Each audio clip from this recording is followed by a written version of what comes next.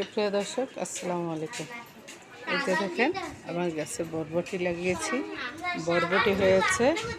এই যে বরবটিগুলো এখন ছিটতেছি, কি আনন্দ লাগছে নিজের গাছের ফল ছিটতে। এই তো দেখেন, এই তো কি মজা লাগছে বরবটিগুলো পাড়তে। এই তো দেখে ফাইন।